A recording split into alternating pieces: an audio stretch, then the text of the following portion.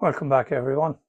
Been a while since I made a video, but I think this truck deserves a video of its own. It's my first attempt at a concrete mixer truck. I just slowly spin it around for you here. You get a look at it.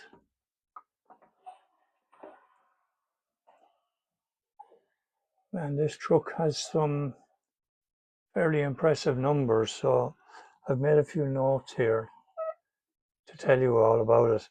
First of all, it's a Volvo FH 500 horsepower engine in it, so she's not going to get stuck going anywhere.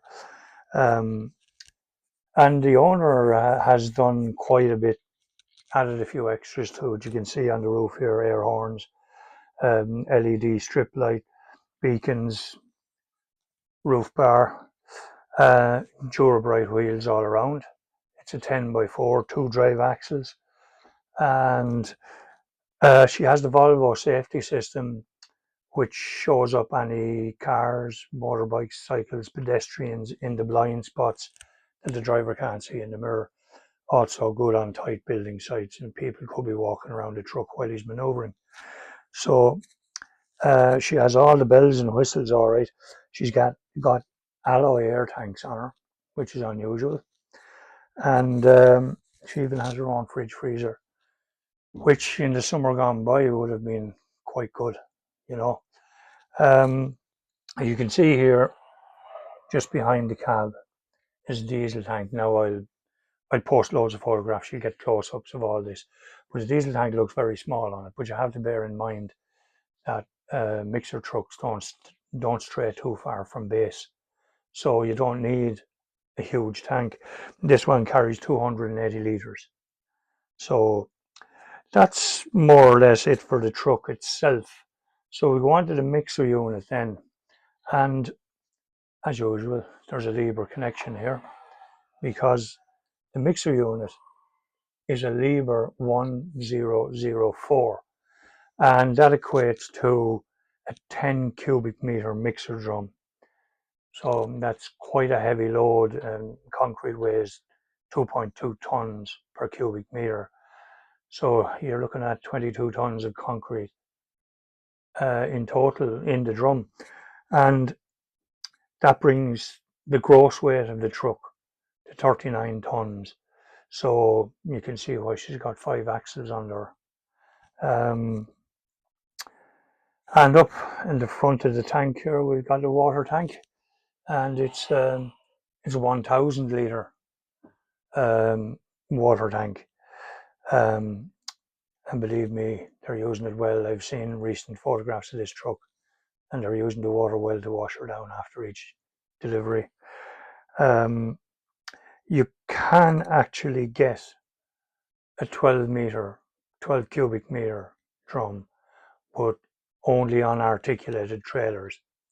And you don't see many of them, well, not around this area anyway. Maybe in the cities on bigger industrial sites you might see them where there's plenty of room to maneuver. But around tight building sites, an articulated mixer, it wouldn't be very easy to maneuver it into position. So normally you see these rigid trucks. But actually it is the biggest rigid truck you would get. Normally there's a 7 or a 9 or even an 8 cubic meter drum on those. One thing you're all thinking, of course, is, does the drum rotate? You should know me by now. Yes, of course it does. And on the back you've got the discharge chutes, and that swings into place and folds down. It can swing the full 180 degrees or even slightly more. And of course there's extra chutes here on the side, and let me put them in position, and you'll see she's got pretty impressive reach. So they just clip on with a pin system, just the same as it would be on the real truck. There you go. That's her maximum reach there now. And don't ask me what that is because I haven't measured it. But each one of these chutes is 1 meter. So it's, well, let's see, 1, 2, 3, and there's about 2 meters here. So it's about 5 meters away from the back of the truck, and it does swing all the way around. Of course, you've got your access ladder here. Now, I didn't model any of the hydraulic hoses that run the motor for turning the tank, or I didn't run the water hoses either because you've got to stop somewhere. These models will get way too expensive if I got into that kind of stuff. But that's it for now. Of course, there will be plenty of photographs posted on my social media platforms to give you a closer look at what this truck is all about. And I'll see you soon with the next one.